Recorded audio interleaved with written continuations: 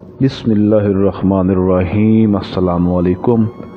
آج کے مفید میڈیکلی گھریلو ٹوٹکے۔ سینے پر دباؤ محسوس ہوتا ہو تو گرم دودھ میں زعفران اصل ڈال کر پی لیجئے، سینے کا دباؤ ختم ہو جائے گا۔ جن کا ہاضمہ خراب رہتا ہو وہ لہسن کی چٹنی بنا کر کھانے کے ساتھ کھائے تو ہاضمہ ٹھیک ہو جاتا ہے۔ 20 گرام شیشم کے پتے چند دن پانی میں جوش دے کر پیتے رہیں، آپ کے خون کی ہر خرابی دور ہو جائے گی۔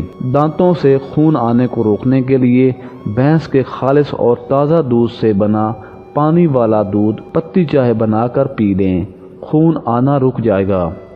جگر کا کوئی بھی اعراض ہو تو رات کو ایک مولی لے کر شبنم میں رکھ دیں، پھر اسے صبح اٹھ کر نہار منہ کھا لیں۔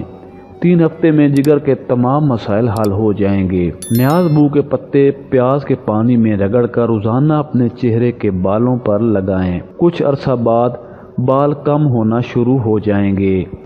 1 پاؤ چکوترے کا پانی 3 ہفتے تک روزانہ پینا پتے کی پتھری کو گلاتا ہے اور پتے کو طاقت دیتا ہے۔ وہ لوگ جنہیں ریح یا بادی کے امراض ہیں ان کے لیے بہتر ہے کہ وہ سہانجنے کا اچار زیادہ سے زیادہ استعمال کریں۔ یہ اچار کھانے کے ہمراہ کھایا جا سکتا ہے۔ بغیر چھنے آٹے کی روٹی کا استعمال کرنے سے قبض ختم ہو جاتی ہے۔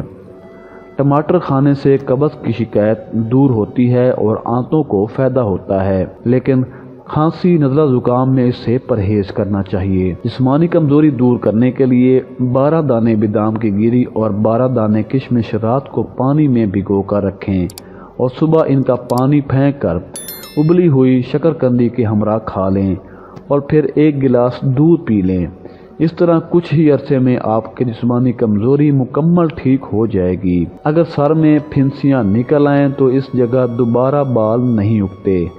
اس کے لیے پسا ہوا سرما لے کر اس میں لہسن باریک پیس کر ملا لیں اور متاثرہ جگہ پر لگا دیں اور اچھی طرح مالش کریں تاکہ جلد میں جذب ہو جائے۔ پھر 1 گھنٹے بعد سر دھو لیں۔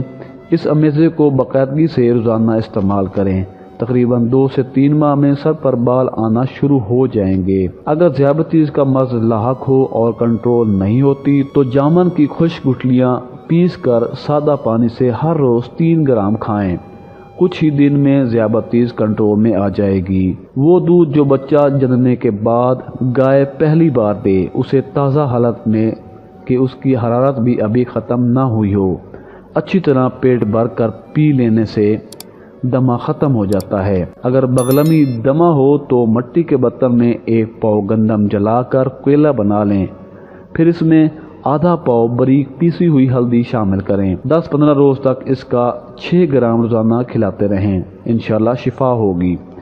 حلق اور تالو میں زخم ہو تو 1 کلو پانی میں 1 تولہ باریک پیسی ہوئی ہلدی ملا کر جوش دیں۔ جب پاؤ بھر پانی باقی رہ جائے تب چھان کر صبح و شام اس کے ساتھ غرارے کریں، زخم ٹھیک ہو جائے گا۔ رات کو مٹی کے برتن میں 3 عدد انجیر کے دانے، 7 عدد کھجور گٹھلی نکال کر اور 11 عدد منقع پانی میں بھگو کر کھلے آسمان کے نیچے کپڑے سے ڈھک کر رکھ دیں، پھر صبح نہار منہ کھا لیں۔